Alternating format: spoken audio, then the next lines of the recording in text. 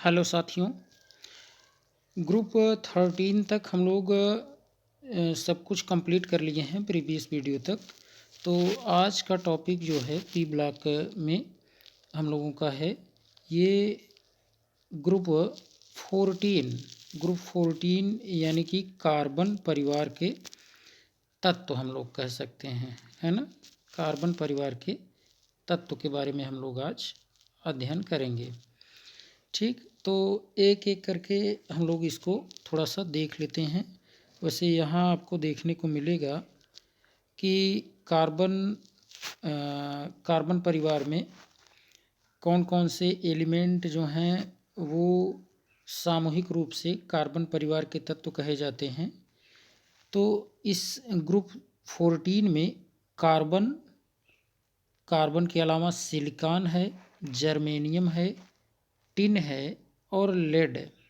इनको हम लोग क्या कहते हैं, सामूहिक रूप से ये कार्बन परिवार के तत्व या ग्रुप 14 एलिमेंट इन्हें कहा जाता है।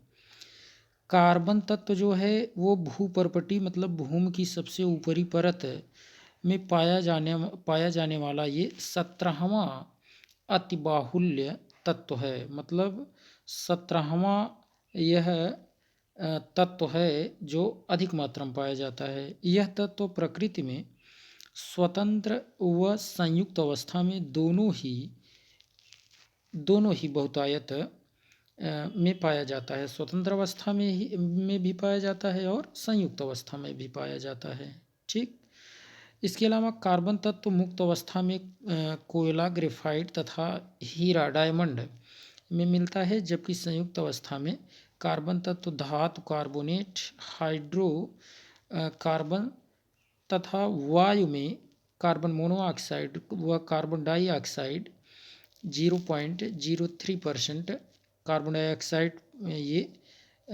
वायु में मिलती है, तो इस रूप में पाया जाता है। अब आगे देखें आप जरा सा, तो यहाँ देखने को मिल रहा होगा कि हम यह कह सकते हैं कि कार्बन जो है यह संसार का सबसे एक चंचल तत्व है, जो अन्य तत्वों जैसे हाइड्रोजन, ऑक्सीजन, क्लोरीन व सल्फर से योग करके जीवित ऊतकों में दवाओं व प्लास्टिक तक का निर्माण करता है। कौन? कार्बन जो है ये क्यों इसको कहा जा रहा है कि यह सबसे चंचल तत्व है? तो इसलिए कहते हैं क्योंकि यह जीवित ऊतकों से दवाओं और प्लास्टिक तक का ये निर्माण कार्बन करता है। किसके साथ क्रिया करके? हाइड्रोजन, ऑक्सीजन, क्लोरीन और सल्फर। यहाँ तक कि देखिए कार्बनिक रसायन जो है यह कार्बनिक रसायन विज्ञान कार्बन के यौगिकों पर ही आधारित है और प्राकृतिक रूप में कार्बन के 2 समस्थानिक मिलते हैं। प्राकृतिक रूप में ध्यान देना है, कार्बन 12 और कार्बन 13। इसके अतिरिक्त एक समस्थानिक कार्बन 14 का भी कार्बन 14 भी उपस्थित है। यह एक रेडियो एक्टिव समस्थानिक है। यह कैसा है? रेडियो एक्टिव समस्थानिक है। और इसका जो है उपयोग कहाँ किया जाता है? तो इसका उपयोग जैसे कोई फॉसिल फ्यूल है ना, आयु पता करने में आप कह सकते हैं। और यहाँ तक कि कार्बन 14 की जो अधिकतम आयु है वह क्या है? 5770 वर्ष है। इसकी अधिकतम आयु कितना है? 5770 वर्ष है। तो याद रखना है कि ये कार्बन 14 जो आप देख रहे हैं, कार्बन 14 इसका उपयोग जैसे वायु न कह के आयु कहेंगे, आयु पता करने में, जैसे पृथ्वी की आयु पता करने में, है ना। और कोई भी जैसे कोई जीवाश्म हुआ उसकी आयु पता करने में कितने दिनों तक ये सही अवस्था में रहेगा, इसके बाद ये चेंज हो जाएगा। तो ठीक ये सारी बातें। और देखिए सिलिकॉन, ज़रा देखें यहाँ, सिलिकॉन भूपर्पटी में 27.7% यानी बहुत अधिक मात्रा में पाया जाता है। यह प्रकृति में सिलिका तथा सिलिकेट के रूप में उपस्थित रहता है। सिलिका और सिलिकेट दोनों रूप में। सिलिकॉन, सिलिका, सीमेंट, कांच व सिरेमिक का प्रमुख घटक है। जर्मेनियम अति सूक्ष्म मात्रा में उपस्थित होता है। जर्मेनियम जो है ये बहुत अल्प मात्रा में उपस्थित होता है, तो इसकी भी जानकारी आवश्यक है। देखें पी ब्लॉक के तत्व में, पी ब्लॉक के तत्व जो हैं आपके इसमें चेक करेंगे ग्रुप 14 में। तो ग्रुप 14 में आपको जो कार्बन फैमिली जिसे आप कहते हैं, तो इसमें आपका टिन एक है। तो टिन का जो अयस्क है वह क्या है, तो कैसिटेराइड है। ठीक, SnO2 से टिन प्राप्त करते हैं। और प्लम्बम जिसे आप लेड कहते हैं, यह गैलेना इसका अयस्क है। और लेड जो है गैलेना से प्राप्त किया जाता है। जर्मेनियम तथा सिलिकॉन की शुद्धतम अवस्था का उपयोग ट्रांजिस्टर तथा अर्धचालक युक्त पदार्थों में किया जाता है। ये भी जानकारी आवश्यक है। इलेक्ट्रॉनिक विन्यास देखते हैं कार्बन परिवार के जो तत्व हैं इनका। इलेक्ट्रॉनिक विन्यास देखिए तो समूह 14 के तत्वों की संयोजकता कोष इलेक्ट्रॉनिक विन्यास NS2 NP2 होता है। यानी कि आप देखेंगे तो बाहर S और P में दो दो इलेक्ट्रॉन देखने को मिलेंगे। जैसे आप यहाँ फर्स्ट में देखिए कार्बन 6 है ना, वैसे लेफ्ट साइड लिखा होता है, अक्सर आपको देखने को मिलता है इसका क्रमांक। यहाँ राइट साइड देखने को मिल रहा है। तो आप जानते रहिए विशेष रूप से लेफ्ट साइड नीचे की तरफ लिखा जाता है। तो इलेक्ट्रॉनिक विन्यास देख पा रहे होंगे 1s2 2s2 2p2। ऐसे ही सिलिकॉन का देखेंगे 14 इसका एटॉमिक नंबर है, 1s2 2s2 2p6 3s2 3p2। Germanium का देखें तो 1s2 2s2 2p6 3s2 3p6 3d10 4s2 4p2। आप बाउ रूल को फॉलो करते हुए ही इसका इलेक्ट्रॉनिक विन्यास करेंगे तो वो सही रहेगा। टिन का देखें, इसका 50 एटॉमिक नंबर है, 50 परमाणु क्रमांक है, 1s2 2s2 2p6 3s2 3p6 3d10 4s2 4p6 4d10 5s2 5p2। ऐसे आप लेड का चेक करेंगे, 82 इसका क्रमांक है। इलेक्ट्रॉनिक विन्यास करेंगे तो 1s2 2s2 2p6 3s2 3p6 3d10 4s2 है ना। इसके बाद 4s2। अब यहाँ देखें वैसे तो 4s में जो है वो आप देखते हैं इलेक्ट्रॉन पहले भरता है, पर यहाँ इस तरीके से अरेंज कर दिया गया है, लिख दिया गया है। ये बात आप N+L रूल से जानते हैं। ठीक, तो ऐसे भी लिख सकते हैं 4s2 4p6 4d10 4f14 5s2। अब यहाँ आप थोड़ा सा करेक्शन कर लेंगे क्योंकि यहाँ चेक करें, यहाँ तो 5s2 है, फिर 5p6 5d10 6s2 और 6p2। ठीक, आप इसको रीअरेंज करके भी लिख सकते हैं अकॉर्डिंग टू ऑफ बाउ। ठीक, इसमें कोई दिक्कत नहीं। देखिए इस समूह के इलेक्ट्रॉनिक विन्यास में आंतरिक क्रोड भिन्न होता है। इसमें डिफरेंट आपको क्रोड देखने को मिलते हैं। परमाणविक एवं आयनिक त्रिज्याएं आप देख सकते हैं कि किसकी परमाणविक त्रिज्या आयनिक त्रिज्या कम है, किसकी ज़्यादा है। इसको भी थोड़ा समझें। जैसे वर्ग 14 के तत्वों का परमाणविक आकार वर्ग 13 के तत्वों से छोटे होते हैं। जानते हैं कि जैसे जैसे राइट साइड आप जाएंगे लेफ्ट टू राइट छोटा ही होगा, क्योंकि वर्ग 14 के तत्वों से प्रभावी नाभिकीय आवेश तथा वर्ग 13 के तत्वों से अधिक होता है। तो यही रीजन है कि 13 से अधिक है तो इसलिए छोटा है। क्या अधिक है? प्रभावी नाभिकीय आवेश। वर्ग 14 के तत्वों में ऊपर से नीचे जाने पर इलेक्ट्रॉनिक कोषों की संख्या में वृद्धि होती है एवं परिरक्षण प्रभाव या आवरणीय प्रभाव के बढ़ने के कारण ही आकार जो है इनका क्रमशः बढ़ता ज़्यादा है, वो बढ़ता चला जाता है जैसे जैसे ऊपर से नीचे जाते हैं। सिलिकॉन से आगे जाने पर देखें, सिलिकॉन से अगर आप आगे जाते हैं तब क्या देखने को मिलेगा। सिलिकॉन से आगे जाने पर परमाणुविक त्रिज्या में होने वाली वृद्धि कार्बन से सिलिकॉन तक जाने में होने वाली वृद्धि की तुलना में कम होती है। ऐसा क्यों? ऐसा क्या कारण है? तो आप बताएंगे वही परिरक्षण प्रभाव।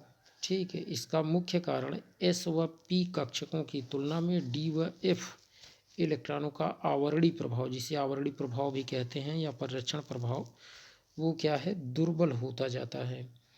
इसीलिए कार्बन से जब आप लेड की तरफ जाते हैं, यानी विशेष रूप से यह इफेक्ट तो यहाँ सिलिकॉन से शुरू होता है, यहाँ से यहाँ तक। तो देखें 118 से अब एकाएक तो 77 से 118 हो गया परमाणुविक त्रिज्या, है ना, पिकोमीटर में। लेकिन 118 के बाद बहुत कम देखें चेंज देखने को मिल रहा है। 118 122 बढ़ तो रहा है लेकिन बहुत ज़्यादा नहीं। तो 118 122 140 146 पिकोमीटर। तो वृद्धि सर्वाधिक होती है कहाँ?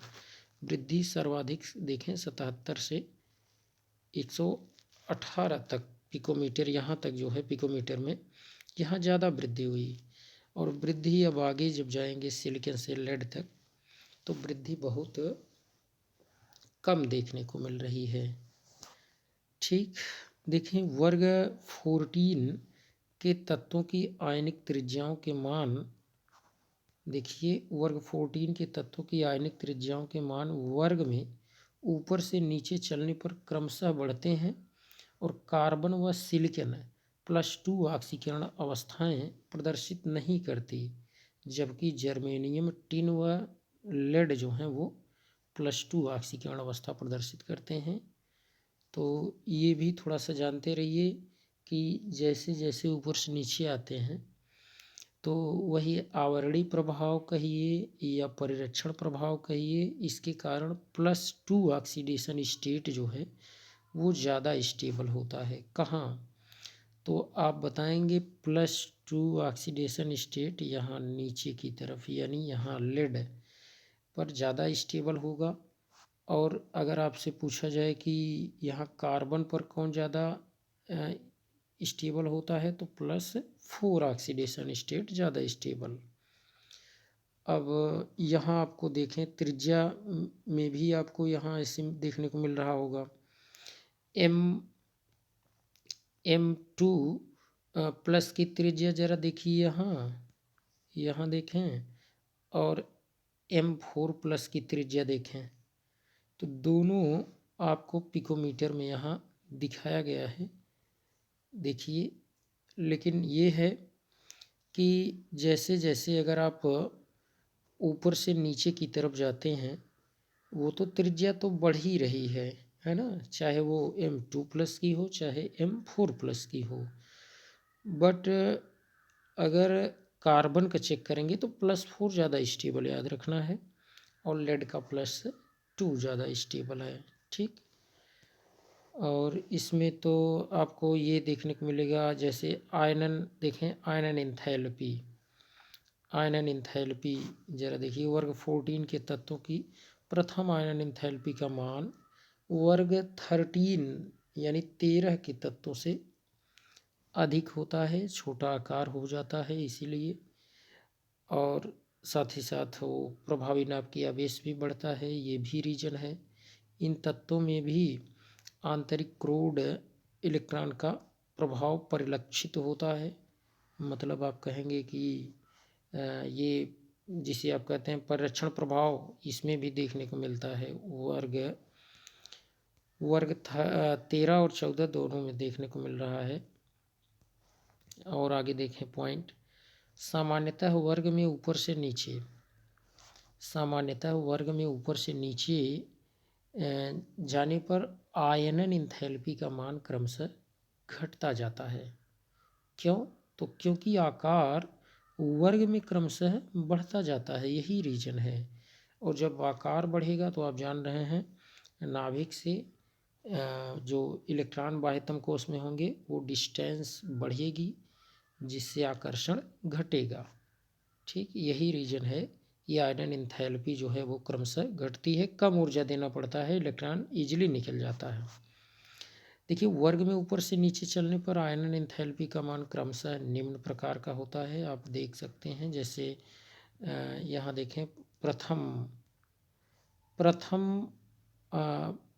प्रथम आयनन इंथैल्पी या प्रथम आयनन ऊर्जा देखिए सबसे ज़्यादा किसका है, तो आप बताएंगे कार्बन का, उसके बाद किसका, सिलिकॉन जर्मेनियम, इसके बाद टिन और लेड, ये प्रथम।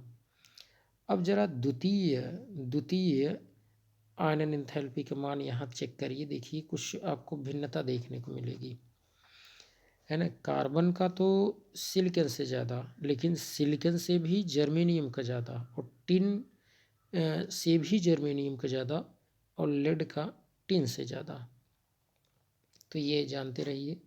और अगर तृतीय मान देखेंगे, तृतीय आयनन इंथैल्पी या तृतीय आयनन ऊर्जा, तो यहाँ देखें, यहाँ आपको देखने को मिल रहा होगा एकदम उसी तरीके से है जिस तरीके से द्वितीय है, ठीक उसी तरीके से। और चतुर्थ आप जरा चेक करिए, चतुर्थ अगर आप देखेंगे तो ये भी उसी तरीके से मिल रहा है जैसे द्वितीय है, जैसे तृतीय है, ठीक उसी प्रकार से चतुर्थ भी देखने को मिल रहा है ना। तो उपरोक्त जो आपका प्रथम, द्वितीय, तृतीय और चतुर्थ, इन सभी में लेड का आयनन इंथैल्पी का मान टिन से अधिक है। लेड का जो है वो टिन से क्या है, अधिक है। क्या अधिक है, तो आयनन ऊर्जा। और लेड में 32 नाभिकीय आवेश अधिक व DF कक्षकों का परीक्षण प्रभाव कम होने के कारण ही ऐसा होता है। ठीक, ये बातें भी जानते रहिए। और विद्युत ऋणात्मकता जरा देखें, इलेक्ट्रोनेगेटिविटी। देखिए, वर्ग 14 के तत्वों की विद्युत ऋणात्मकता वर्ग 13 के तत्वों से अधिक होती है।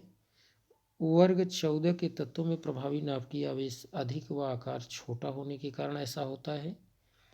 वर्ग में प्रायः विद्युत ऋणात्मकता का मान क्रमशः घटता जाता है। कहाँ, वर्ग में जैसे जैसे ऊपर से नीचे आएंगे तो वो क्रमशः क्या होगा, घटेगा।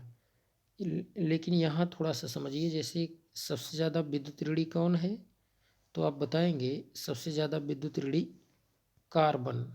कौन है, तो बताएंगे कार्बन। कार्बन के बाद कौन है, तो लेड बताना है, लेड। ठीक, इसके बाद लेड के बाद सिलिकॉन, जर्मेनियम और टिन का, सिलिकॉन बराबर है जर्मेनियम के और जर्मेनियम बराबर है टिन के या सियन के। तो यहाँ देख पा रहे होंगे, ये पॉइंट आप जरा देखें, ये बराबर है, इसका सबसे ज़्यादा, इसके बाद इसका क्रम आता है, फिर ये तीनों का इक्वल है 1.8। तो ये बात भी थोड़ा जानते रहिए। देखिए, सिलिकॉन, जर्मेनियम, एसएन की विद्युत ऋणात्मकता का मान लगभग इक्वल होता है। भौतिक गुण देख लेते हैं, भौतिक गुण जरा देखिए। तो वर्ग 14 के सभी तत्व ठोस होते हैं। ठीक, कार्बन व सिलिकॉन क्या है, कार्बन व सिलिकॉन ये अधातुएं हैं। यहाँ देखिए थोड़ा मिसप्रिंट है, यहाँ अधातु होना चाहिए। ये जहाँ धातु आप देख रहे हैं, यहाँ धातु नहीं है, यहाँ क्या लिखना चाहिए, तो यहाँ होना चाहिए था अधातु, अधातु। ये इम्पोर्टेंट है कि सिलिकॉन भी अधातु है, ध्यान दीजिए, क्योंकि एनसीईआरटी में स्पष्ट रूप से लिखा गया है, ऐसा नहीं कि उपधातु। सिलिकॉन अधातु, याद रखे रहिए, कार्बन और सिलिकॉन अधातु स्पष्ट रूप से एनसीईआरटी में लिखा गया है। जर्मेनियम जो है, जर्मेनियम यह उपधातु है, ठीक, जबकि टिन, लेड जो हैं ये सॉफ्ट मेटल यानी कि मुलायम धातु हैं। अब वर्ग में ऊपर से नीचे चलने पर तत्वों के गलनांक वो घटते जाते हैं। जैसे आप देखें, कार्बन की सबसे ज़्यादा, सिलिकॉन का उससे कम, फिर जर्मेनियम का उससे कम, टिन का उससे कम। लेकिन उस टिन से भी ज़्यादा यहाँ लेड का होता है। ये थोड़ा सा समझना है। मतलब आप ये कह सकते हैं कि इसके बाद ही आप लेड को इंसर्ट कर देंगे, टिन को आप कहाँ ले जाएंगे, लास्ट में। ठीक, ये याद रखना है। वर्ग में ऊपर से नीचे चलने पर क्वथनांक क्रमशः, क्वथनांक भी ये क्रमशः क्या होता है, घटता जाता है। अब यहाँ तो एकदम वैसे ही सबसे ज़्यादा कार्बन, सिलिकॉन, जर्मेनियम, उसके बाद क्रम से आएगा, फिर टिन, फिर लेड। ये प्रश्न बहुत महत्वपूर्ण है, इसे ज़रा समझें। काफ़ी इम्पोर्टेंट क्वेश्चन की श्रेणी में आता है ये। जैसे पूछ लिया जाता है कि यहाँ देखें, यहाँ 13 होना चाहिए। अब देखें 13 है ना, 13 देखें यहाँ, ये 13 समूह 14 के तत्वों से सर्वाधिक श्रृंखलन की प्रवृत्ति कार्बन में होती है, क्यों? 13 समूह या 14 के तत्व, 13 समूह और 14 के तत्वों में, या ऐसे आप कह दें उदाहरण 3, अगर यहाँ ये मान कर चलिए, देखिए अगर ये यहाँ इसको उदाहरण 3 मान कर चलिए, तो ये क्वेश्चन ये कहा जा रहा है कि समूह 14 के तत्वों में सर्वाधिक श्रृंखलन की प्रवृत्ति कार्बन में होती है, ऐसा क्यों? यही है ही। तो देखिए, आप कहेंगे कि समूह 14 के तत्वों में सर्वाधिक श्रृंखलन की प्रकृति कार्बन में होती है, क्योंकि कार्बन परमाणु का आकार सर्वाधिक छोटा होता है, जिसमें कार्बन के मध्य आबंध प्रबल होता है तथा प्रभावी पी पाई अतिव्यापन यानी ओवरलैपिंग होता है। तो ये रीजन है, इसको थोड़ा समझे रहिए। ये क्वेश्चन एक और मिलेगा, हम उसी को समझ गए थे। और ये टेबल आप देख लीजिए, टेबल आप अच्छे से देख लीजिए, इसमें सभी भौतिक गुण सब क्लियर हो जाएंगे। और ये आपका समूह 14 के तत्वों के भौतिक गुण हैं। तो आप इसको वीडियो को पॉज करके अच्छे से पॉइंट टू पॉइंट आप समझ सकते हैं, देख सकते हैं कि किसका ये परमाणु क्रमांक जो है क्या होगा, परमाणु द्रव्यमान क्या होगा, इलेक्ट्रॉनिक विन्यास क्या होगा, सहसंयोजक त्रिज्या किसकी कितनी होगी, आयनिक त्रिज्या कितनी होगी। ठीक है, 4+ के फॉर्म में या 2+ के फॉर्म में आयनन एंथैल्पी किसकी होगी, प्राथमिक, द्वितीयक, तृतीयक, चतुर्थ, ये सब कितने किसके वैल्यू होंगे, विद्युत ऋणात्मकता किसकी कितनी होगी, डेंसिटी, घनत्व, गलनांक, क्वथनांक, सब आप इस टेबल से स्पष्ट रूप से समझ सकते हैं। ठीक, तो ये हम लोग इसमें देख लेते हैं और आगे देखिए ज़रा सा। तो ऐसा करते हैं कि वीडियो काफ़ी लंबी होगी, तो इसका रासायनिक जो गुण होगा वो हम लोग नेक्स्ट वीडियो में देखेंगे। तो आज के लिए इतना ही हम लोग देखते हैं। थैंक्स।